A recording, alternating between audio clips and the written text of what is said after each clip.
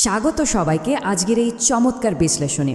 আজ আমরা কথা বলবো বাংলা সাহিত্যের একেবারে কালজয়ী একটা সৃষ্টি নিয়ে, রবীন্দ্রনাথ ঠাকুরের রূপকধর্মী নাটক মুক্তধারা।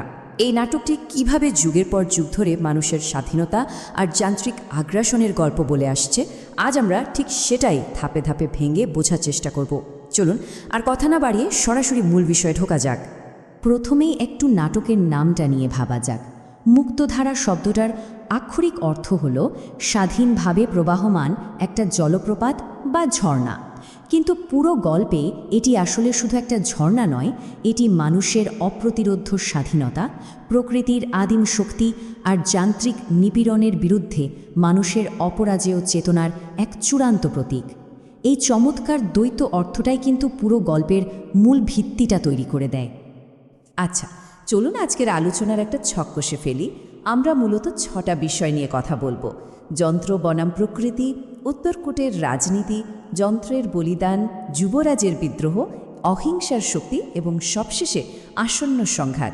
ব্যাস, এই হলো আমাদের আজকের রোডম্যাপ। আমাদের প্রথম পর্ব, যন্ত্র বনাম প্রকৃতি। ভাবুন তো, একই জিনিসকে দুপক্ষ কিভাবে সম্পূর্ণ ভিন্ন চোখে দেখছে।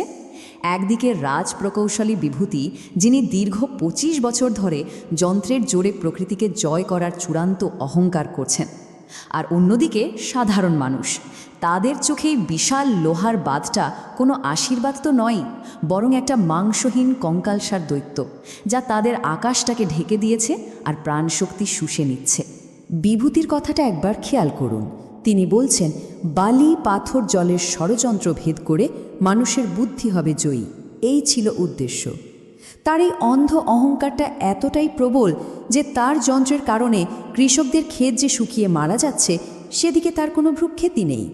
তিনি আক্ষরিক অর্থেই বিশ্বাস করেন তার তৈরি এই মেশিন এখন দেবতাদের শক্তির সমকক্ষ। এবার আসা যাক দ্বিতীয় পর্বে, উত্তরকূটের রাজনীতি। এখানে আসল পয়েন্টটা কিন্তু ভীষণ ইন্টারেস্টিং। এই যে বিশাল একটা বাঁধ তৈরি হলো, রাজা রঞ্জিত কিন্তু এটা কোনো উন্নয়নের জন্য বানাননি। এটা আসলে একটা মারাত্মক রাজনৈতিক হাতিয়ার। শিবতারাইয়ের মানুষদের জীবনদায়ী পানির প্রবাহ বন্ধ করে দিয়ে তাদের বশীভূত করা, জোর করে বকেয়া কর আদায় করা, আর ওই এলাকার মানুষদের সবসময় ভয় আর নির্ভরতার সেকেলে আটকে রাখাই হলো এই বাঁধের আসল উদ্দেশ্য। সবচেয়ে ভয়ঙ্কর দিকটা কি জানেন? এই রাজনীতি একেবারে সমাজের শেকড় অবধি পৌঁছে গেছে।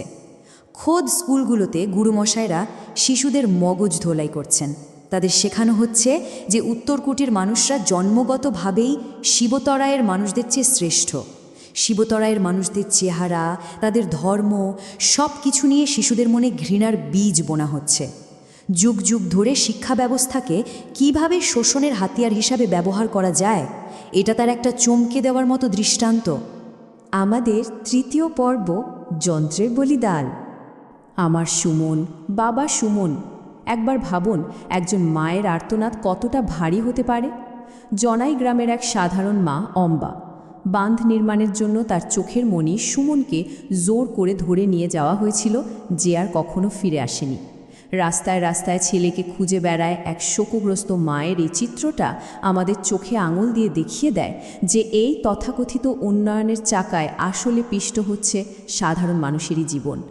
সাধারণ মানুষ কিন্তু এই বাঁধের আসল রূপটা ঠিকই চিনেছে। তারা একে ডাকছে তৃষ্ণা দানবী বা তৃষ্ণা রাক্ষসী বলে। কেন বলুন তো? কারণ এই রাক্ষসীর রক্ত খায়। অম্বার সুমনের কথা তো জানলামই। বৃদ্ধ বটুর 2 জোয়ান নাতিকেও এই বাঁধের কাজে বলি দেওয়া হয়েছে। বিভূতির ওই অহংকারের ইমারত আসলে এই স্বজনহারা মানুষদের হাড় আর রক্তের উপর দাঁড়িয়ে আছে। এবার আমরা ঢুকছি 4 নম্বর পর্বে, যুবরাজের বিদ্রোহ। ঠিক এই জায়গাতেই গল্পের মোড় ঘুরে যায়। যুবরাজ অভিজিতের ভেতরের একটা অন্য রূপ আমরা দেখতে পাই। তিনি অনুভব করেন এই মুক্তধারার ঝর্ণার শব্দই যেন তার মাতৃভাষা।